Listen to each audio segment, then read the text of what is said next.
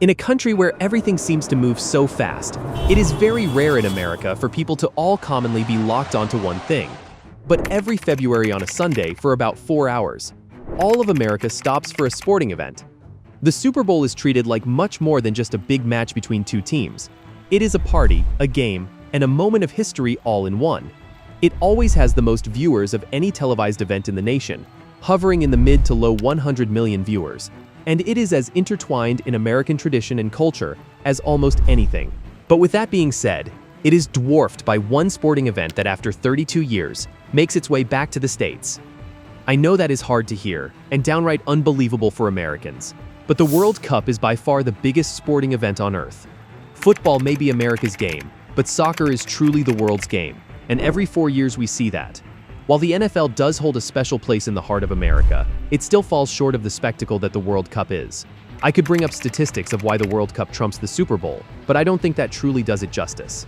Americans sometimes operate within the mindset that the rest of the world revolves around us. We say things like World Series and World Champs, so we fall into the illusion that what is popular here is what's popular everywhere else. America is such a big country, and people treat their respective area like their own little world. And I think American football allows them to wear their local team as a badge of honor for their city.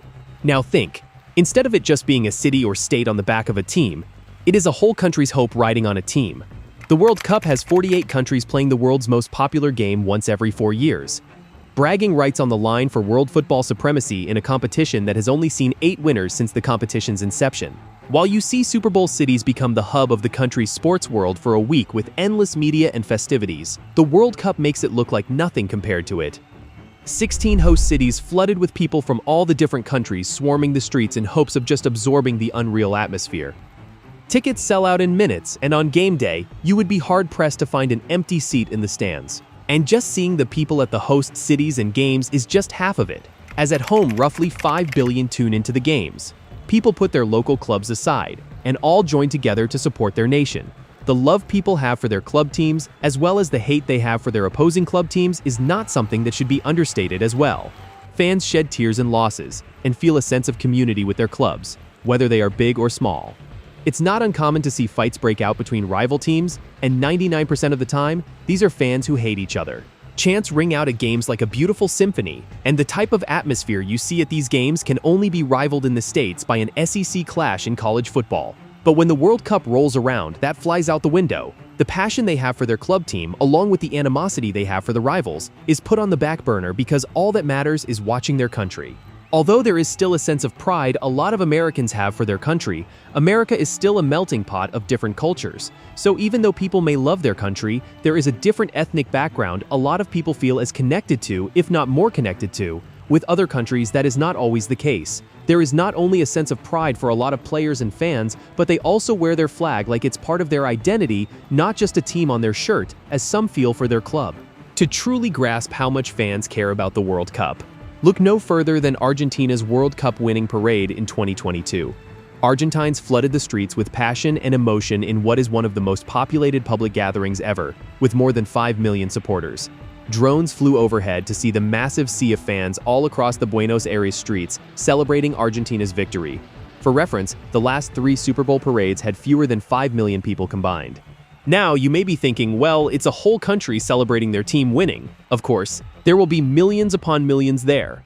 Well, to take it up a notch higher, Norway had 50,000 people celebrating them just qualifying for the World Cup in the freezing cold in Norway's capital of Oslo. Emotions poured out the Norwegians as their nation made the World Cup for the first time in 28 years, almost as if they knew the players personally. Fans drank and sang months before their team even stepped foot on a World Cup field. And you can't forget South Korea's shock run to the semifinal on their home turf in 2002, which saw them shut down city centers as fans flooded the streets for miles. You could go on for hours about the type of mesmerizing and borderline out-of-control celebrations these countries have for their national team, and you still wouldn't do it justice. Now, fans are one thing, and they are always going to wear their emotions on their sleeve, supporting their team. It is pretty much what they are there for, but how about the players? Do they value the World Cup that much more than the big club games a lot of these guys play? Well, I think the career of French defender Samuel Umtiti is a great example of how special this tournament really is for players. Umtiti was a star center back for both France and Barcelona, and he was assured a big role for this national team heading into the 2018 World Cup. There was just one problem though. Umtiti began experiencing nerve irritation in his knee just a month before the tourney. Doctors implored him to get surgery, which would force him out of play for 5 months and ultimately miss the World Cup.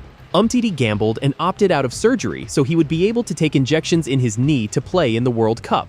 Umtiti played a huge factor in France taking home first place, and he scored a massive goal in France's 1-0 win over Belgium in the semis. Umtiti's gamble paid off in the moment, but because of that risk, Umtiti had permanently damaged his knee.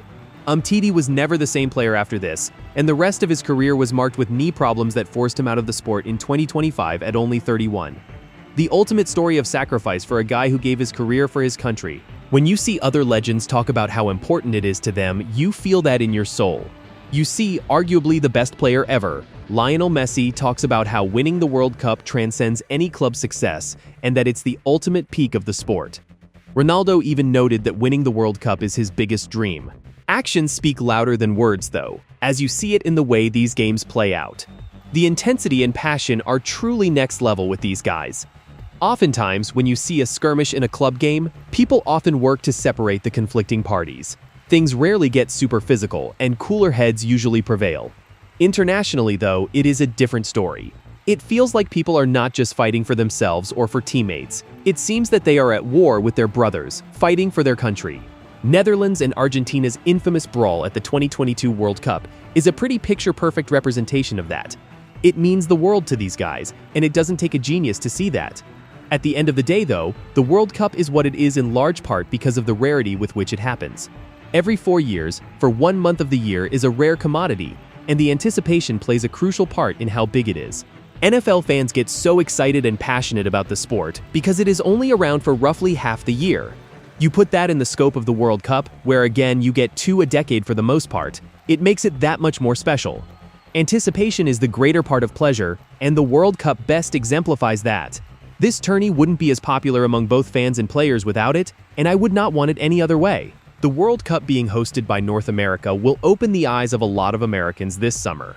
Not only will it help them understand the popularity of this beautiful game, but it can also inspire many more kids to start putting their athletic ability into the sport.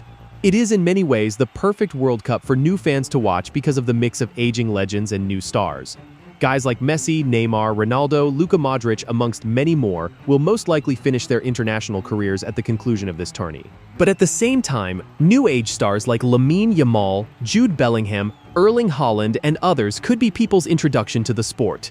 Team USA also fields its best roster in over a decade, and with the support of its home fans, could find themselves at the top of a very winnable group. The USA has been deprived of a truly good and well-run national team, but the hiring of the most accomplished coach in Mauricio Pochettino they have had should change that. The USA also has the most players on the national team playing in the top 5 leagues they have ever had at a World Cup.